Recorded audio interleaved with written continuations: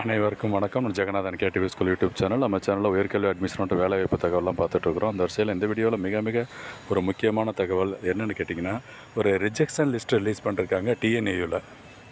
ஏன் அவங்க application reject ஆச்சு, என்ன காரணம், எவ்வளோ பேருக்கு ஆச்சு, அவங்களாம் ஃபர்தராக என்ன பண்ணலாம் அப்படிங்கிறதெல்லாம் அதை பற்றின விஷயமெல்லாம் இந்த வீடியோவில் சொல்லலான் இருக்கேன்.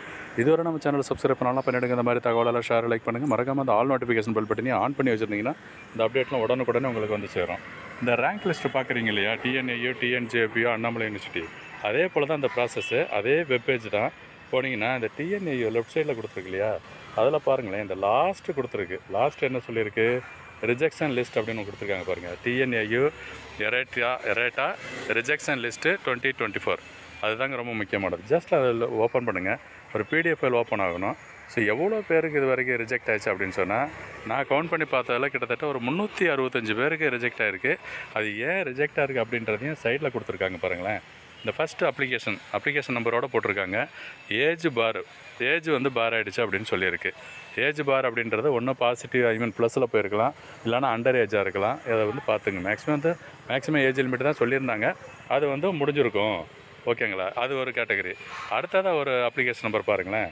சப்ஜெக்ட் குரூப் நாட் எலிஜிபிள், அது ஒன்று.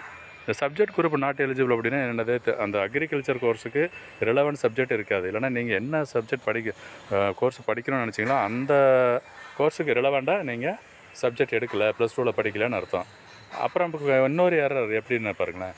Other state vocational not eligible, அதாவது அதர் ஸ்டேட்டில் படித்த வொகேஷ்னல் குரூப் படித்தவங்க நாட் எலிஜிபிள் அப்படின்னு சொல்லியிருக்காங்க. இந்த மாதிரி நிறைய ரீசன் இருக்குது. என்னென்ன ரீசன்லாம் இருக்குது அப்படின்னு சொல்லி பார்த்தீங்கன்னா தெரியும்.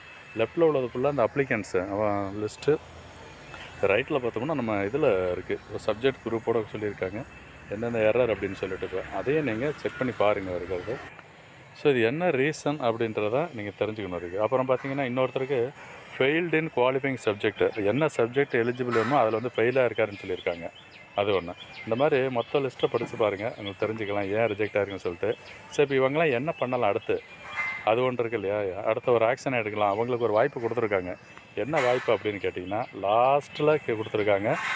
உங்களுக்கு இதை மீறி இந்த எரர் சொன்னதை விட, இல்லை நான் கரெக்டாக தான் இருக்கேன், என்னோடய அப்ளிகேஷன் கரெக்டாக அப்படின்னு நினச்சிங்கன்னா நீங்கள் இம்மிடியேட்டாக கான்டாக்ட் பண்ண சொல்லியிருக்காங்க. யாரை, தி above list is prepared based on prescribed eligibility criteria, தகுதியை வச்சு போட்டிருக்காங்க.